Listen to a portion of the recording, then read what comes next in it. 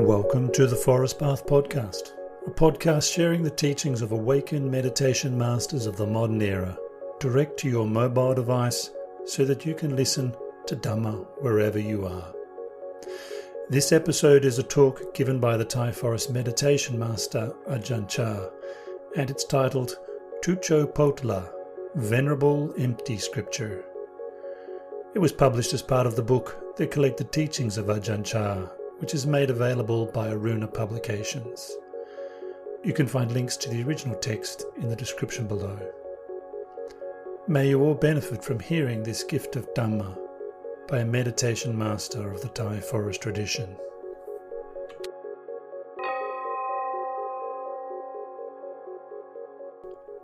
Tuccho Potila by Ajahn Chah. There are two ways to support Buddhism. One is known as Amisa Puja, supporting through material offerings, the four requisites of food, clothing, shelter and medicine.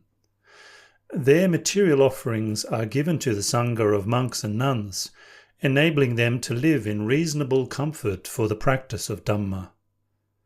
This fosters the direct realization of the Buddha's teaching, in turn bringing continued prosperity to the Buddhist religion.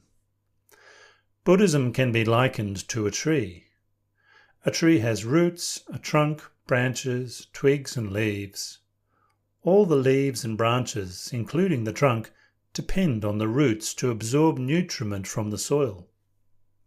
Just as the tree depends on the roots to sustain it, our actions and our speech are like branches and leaves, which depend on the mind, the root, absorbing nutriment, which it then sends out to the trunk, branches and leaves. These in turn bear fruit as our speech and actions. Whatever state the mind is in, skillful or unskillful, it expresses that quality outwardly through our actions and speech. Therefore, the support of Buddhism through the practical application of the teaching is the most important kind of support. For example, in the ceremony of determining the precepts on observance days, the teacher describes those unskillful actions which should be avoided. But if you simply go through this ceremony without reflecting on their meaning, progress is difficult and you will be unable to find the true practice. The real support of Buddhism must therefore be done through Patipatti Puja, the offering of practice, cultivating true restraint, concentration and wisdom. Then you will know what Buddhism is all about. If you don't understand through practice, you still won't know, even if you learn the whole Tipitaka. In the time of the Buddha, there was a monk known as Tuccho Potila. Tuccho Potila was very learned, thoroughly versed in the scriptures and texts. He was so famous that he was revered by people everywhere and had 18 monasteries under his care. When people heard the name Tuccho Potila, they were awestruck, and nobody would dare question anything he taught. So much did they revere his command of the teachings.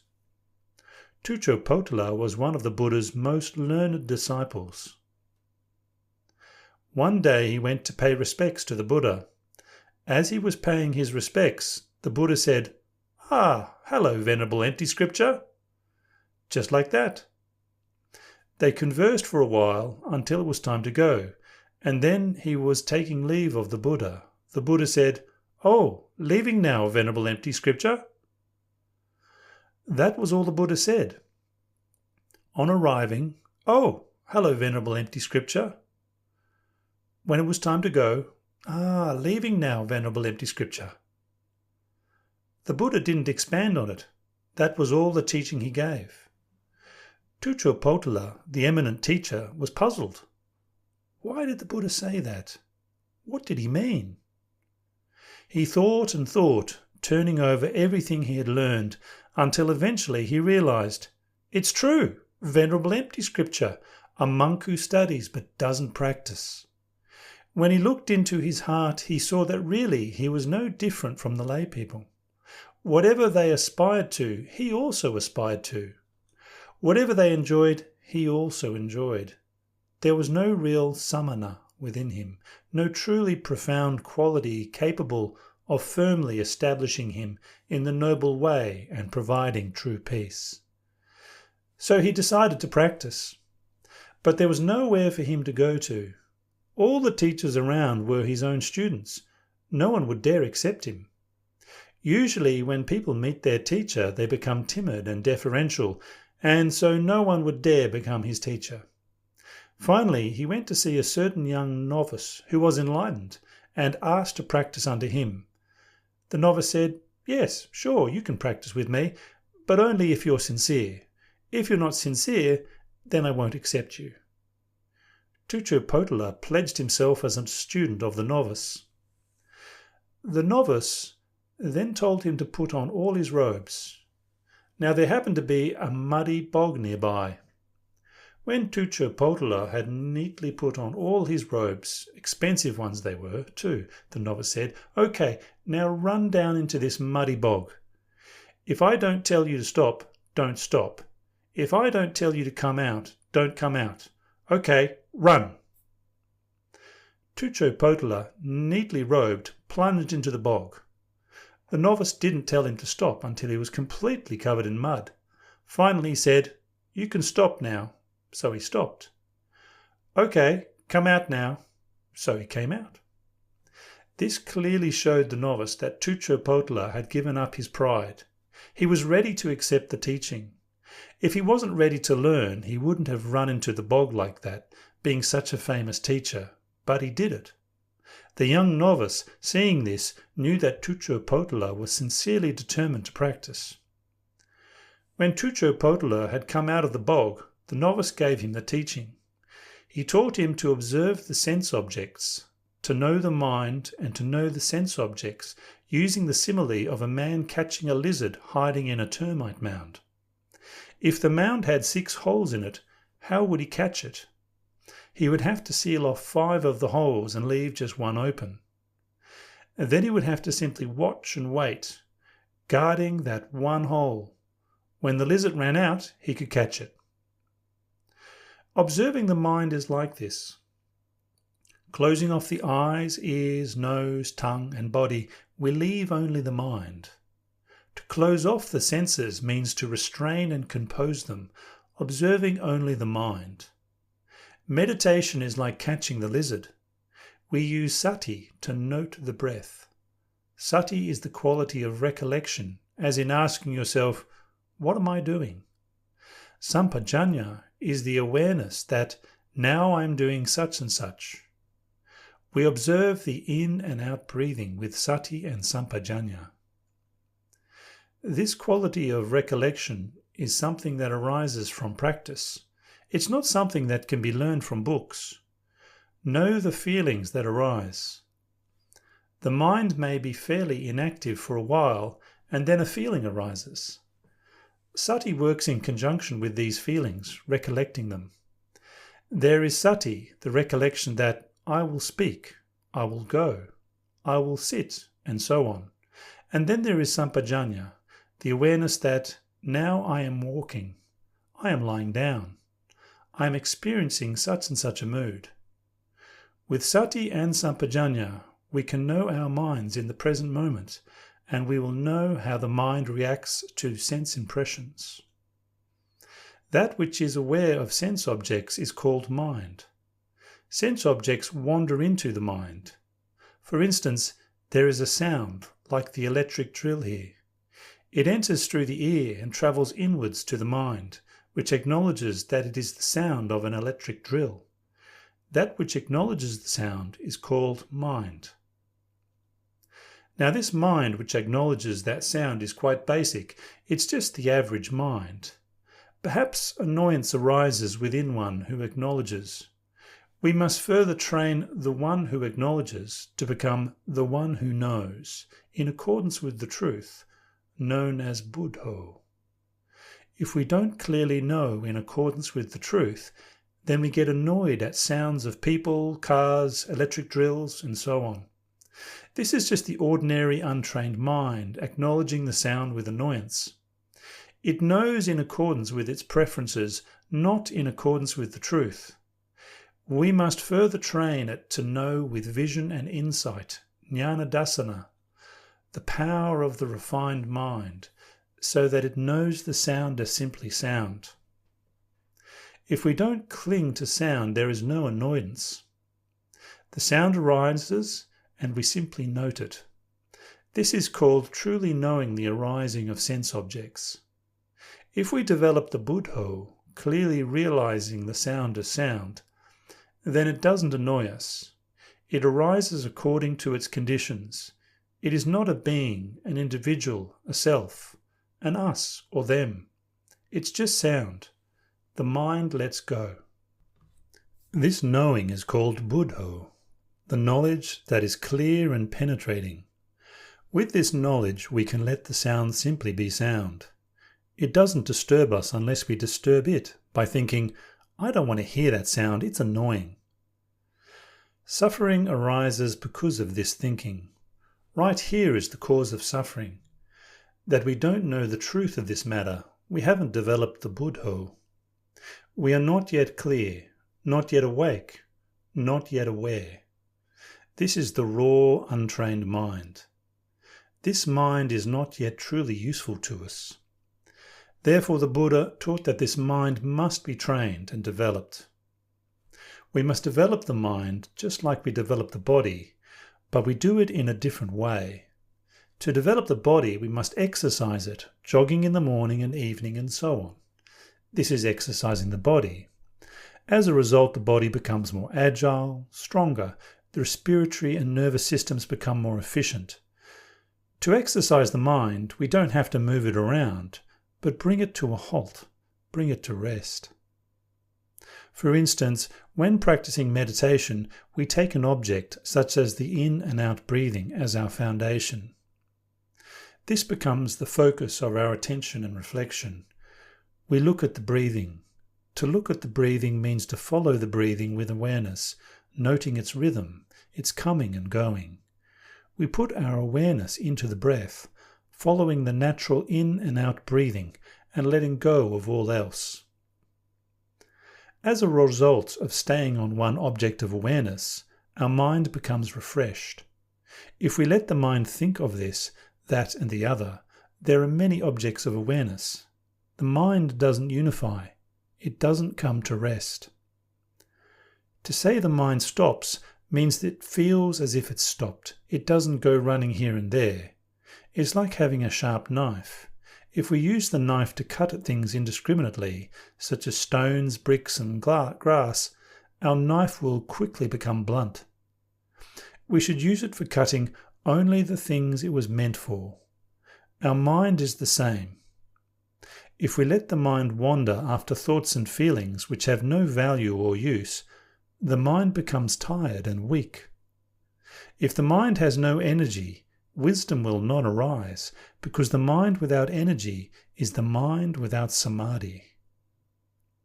If the mind hasn't stopped, you can't clearly see the sense objects for what they are. The knowledge that the mind is the mind, sense objects are merely sense objects, is the root from which Buddhism has grown and developed.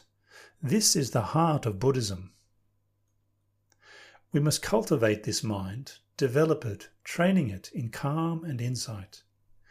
We train the mind to have restraint and wisdom by letting the mind stop and allowing wisdom to arise, by knowing the mind as it is. You know, the way we human beings are, the way we do things, we are just like little children. A child doesn't know anything. To an adult observing the behaviour of a child, the way it plays and jumps around, its actions don't seem to have much purpose. If our mind is untrained, it is like a child. We speak without awareness and act without wisdom. We may fall to ruin or cause untold harm and not even know it. A child is ignorant. It plays as children do. Our ignorant mind is the same. So we should train this mind. The Buddha taught us to train the mind, to teach the mind. Even if we support Buddhism with the 4 requisites, our support is still superficial. It reaches only the bark or sapwood of the tree. The real support of Buddhism must be done through the practice, nowhere else, training our actions, speech and thoughts according to the teachings. This is much more fruitful. If we are straight and honest, possessed of restraint and wisdom, our practice will bring prosperity. There will be no cause for spite and hostility. This is how our religion teaches us. If we determine the precepts simply out of tradition, then even though the Ajahn teaches the truth, our practice will be deficient. We may be able to study the teachings and repeat them, but we have to practice them if we really want to understand.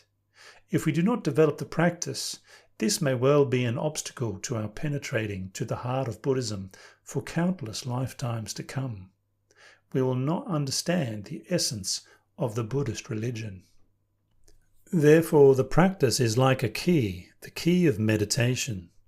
If we have the right key in our hand, no matter how tightly the lock is closed, when we take the key and turn it, the lock falls open. If we have no key, we can't open the lock. We will never know what is in the trunk. Actually, there are two kinds of knowledge. One who knows the Dhamma doesn't simply speak from memory, he speaks from the truth. Worldly people usually speak with conceit. For example, suppose there were two people who hadn't seen each other for a long time. Maybe they had gone to live in different provinces or countries for a while, and then one day they happened to meet on the train. "Oh, what a surprise! I was just thinking of looking you up." Perhaps it's not true. Really, they hadn't thought of each other at all, but they say so out of excitement, and so it becomes a lie. Yes, it's lying out of heedlessness. This is lying without knowing it. It's a subtle form of defilement, and it happens very often. So with regard to the mind, Tuccho Potila followed the instructions of the novice, breathing in and breathing out, mindfully aware of each breath, until he saw the liar within him, the lying of his own mind. He saw the defilements as they came up, just like the lizard coming out of the termite mound. He saw them and perceived their true nature as soon as they arose. He noticed how 1 minute the mind would concoct one thing, the next moment something else. Thinking is sankata Dhamma, something which is created or concocted from supporting conditions. It's not asankata Dhamma, the unconditioned. The well-trained mind, one with perfect awareness, does not concoct mental states. This kind of mind penetrates to the noble truths and transcends any need to depend on externals. To know the noble truths is to know the truth. The proliferating mind tries to avoid this truth, saying, "That's good," or "This is beautiful." But if there is Buddho in the mind, it can no longer deceive us, because we know the mind as it is. The mind can no longer create deluded mental states, because there is the clear awareness that all mental states are unstable, imperfect, and a source of suffering to one who clings to them. For Tuccho Potila, the one who knows, was constantly in his mind wherever he went. He observed the various creations and proliferation of the mind with understanding. He saw how the mind lied in so many ways. He grasped the essence of the practice, seeing that this lying mind is the one to watch. This is the one which leads us into extremes of happiness and suffering, and causes us to endlessly spin around in the cycle of samsara, with its pleasure and pain, good and evil, all because of this lying mind. Tuccho Potila realized the truth and grasped the essence of the practice, just like a man grasping the tail of the lizard. He saw the workings of the deluded mind. For us it's the same. Only this mind is important. That's why we need to train the mind. Now if the mind is the mind, what are we going to train it with? By having continuous sati and sampajanya, we will be able to know the mind. This one who knows is a step beyond the mind. It is that which knows the state of the mind. The mind is the mind. That which knows the mind as simply mind is the one who knows. It is above the mind. The one who knows is above the mind, and that is how it is able to look after the mind, to teach the mind to know what is right and what is wrong. In the end, everything comes back to this proliferating mind. If the mind is caught up in its proliferations, there is no awareness, and the practice is fruitless. So we must train this mind to hear the Dhamma, to cultivate the Buddha, the clear and radiant awareness, that which exists above and beyond the ordinary mind, and knows all that goes on within it. This is why we meditate on the word Buddha, so that we can know the mind beyond the mind. Just observe all the mind's movements, whether good or bad, until the one who knows realizes that the mind is simply mind, not a self or a person. This is called cittanupassana, contemplation of mind. Seeing in this way, we will understand that the mind is transient, imperfect, and ownerless. The mind doesn't belong to us. We can summarize thus: the mind is that which acknowledges sense objects. Sense objects are sense objects as distinct from the mind. The one who knows both the mind and the sense objects for what they are.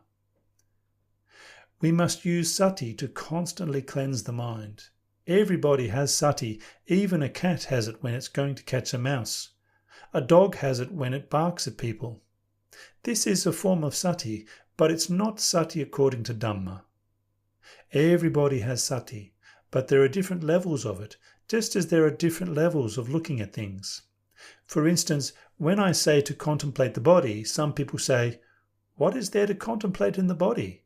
Anybody can see it. Kesa, we can already see that. Loma, we can see already. Hair, nails, teeth and skin, we can see already. So what?" This is how people are. They can see the body all right, but their seeing is faulty. They don't see with the Buddha, the one who knows, the awakened one. They only see the body in the ordinary way. They see it visually. Simply to see the body is not enough. If you only see the body, there is trouble. You must see the body within the body, then things become much clearer. Just seeing the body, you get fooled by it, charmed by its appearance. Not seeing transience, imperfection and ownerlessness, kamachanda arises. You become fascinated by forms, sounds, odours, flavours and feelings. Seeing in this way is to see with the mundane eye of the flesh, causing you to love and hate and discriminate into pleasant and unpleasant feelings. The Buddha taught that this is not enough. You must see with the mind's eye. See the body within the body. If you really look into the body, it's so repulsive. There are today's things and yesterday's things all mixed up in there. You can't tell what's what. Seeing in this way is much clearer than to see with the carnal eye. Contemplate, see the eye of the mind with the wisdom eye. People understand this in different ways. Some people don't know what there is to contemplate in the 5 meditations: head hair, body hair, nails, teeth and skin. They say they can see all those things already, but they can only see them with the carnal eye, with this crazy eye, which only looks at the things it wants to look at. To see the body in the body, you have to look more clearly. This is the practice that can uproot clinging to the 5 khandhas. To uproot attachment is to uproot suffering, because attachment to the 5 khandhas is the cause of suffering. If suffering arises, it is here. It's not that the 5 khandhas are in themselves suffering, but the clinging to them as being one's own, that's suffering. If you see the truth of these things clearly through meditation practice, then suffering becomes unwound, like a screw or a bolt. When the bolt is unwound, it withdraws. The mind unwinds in the same way, letting go, withdrawing from the obsession with good and evil, possessions, praise and status, happiness and suffering. If we don't know the truth of these things, it's like tightening the screw all the time. It gets tighter and tighter until it's crushing you, and you suffer over everything. When you know how things are, then you unwind the screw. In Dhamma language, we call this the arising of nibbida, disenchantment. You become weary of things and lay down the fascination with them. If you unwind in this way, you will find peace. The cause of suffering is clinging to those things, so we should get rid of the cause, cut off its root, and not allow it to cause suffering again. People have only one problem, the problem of clinging. Just because of this one thing, people will kill each other. All problems, be they individual, family, or social, arise from this one root. Nobody wins. They kill each other, but in the end, no one gets anything. It is all pointless. I don't know why people keep on killing each other. Power, possessions, status, praise, happiness and suffering, these are the worldly Dhammas. These worldly Dhammas engulf worldly beings.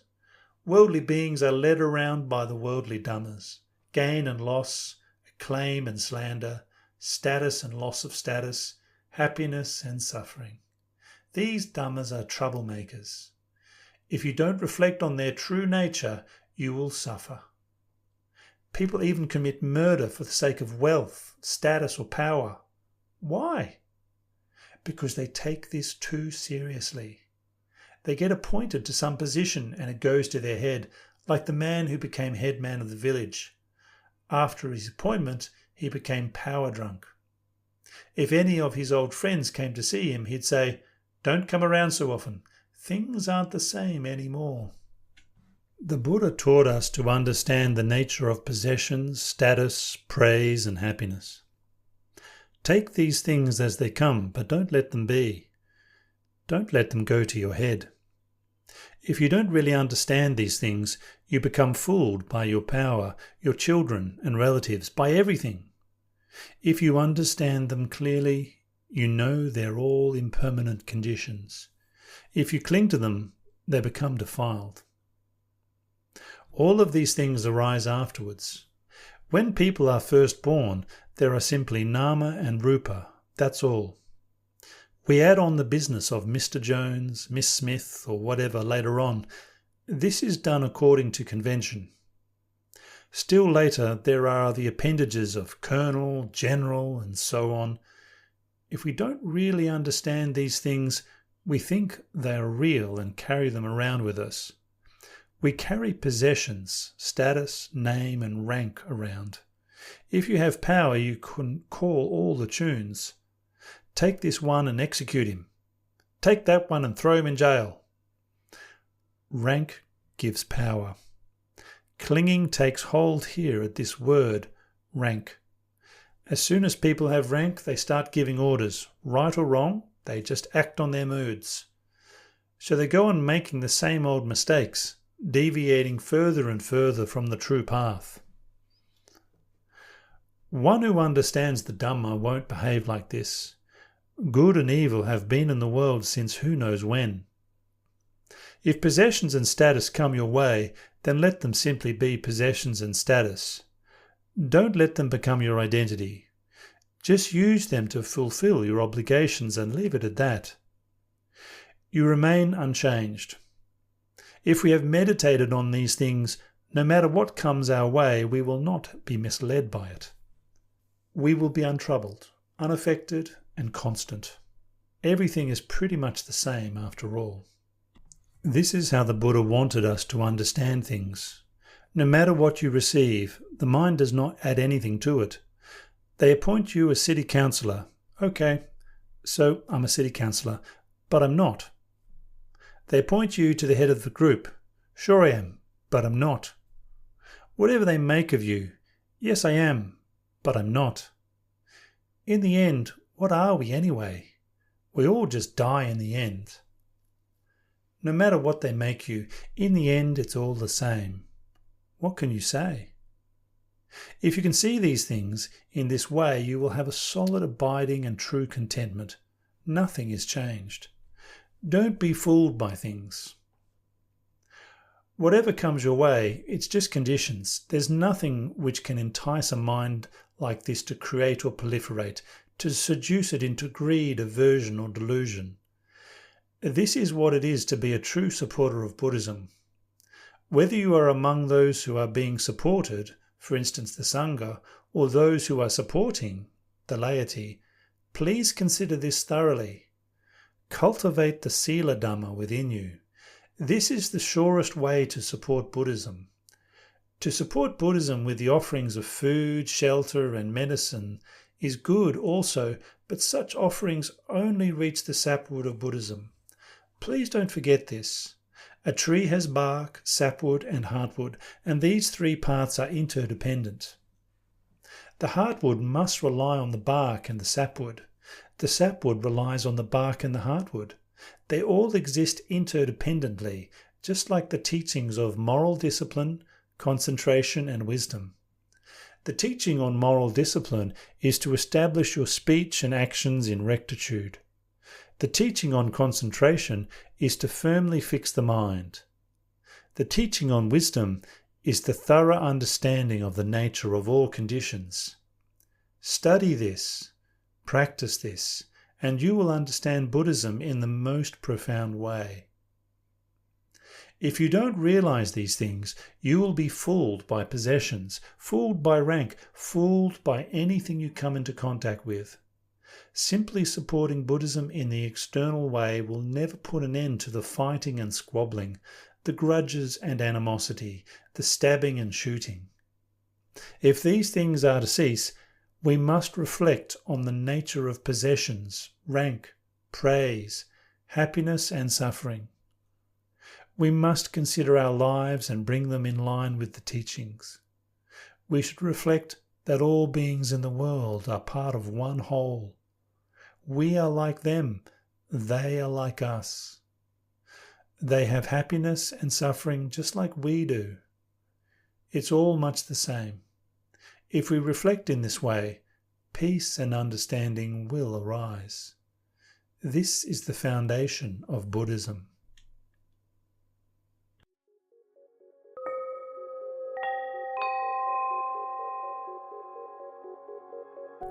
That concludes the Dhamma teaching Tuccho Potila by the Venerable Ajahn Chah. If you'd like to hear more talks by Ajahn Chah and other meditation masters of the forest tradition of Theravada Buddhism, subscribe to the Forest Path podcast using your favourite podcast app. This teaching by Ajahn Chah was compiled and produced by Aruna Publications and is made available through the Creative Commons Attribution Non-Commercial No Derivatives license. You can find out more about the Forest Path podcast by going to a link in the description below this episode, where you can find information about previous episodes and teachers, as well as English translations in text. Forest Path podcast is part of the Everyday Dhamma network. If you go to everydaydhamma.net, you can discover more about the other podcasts also. Thank you for listening. May you all experience insight and peace.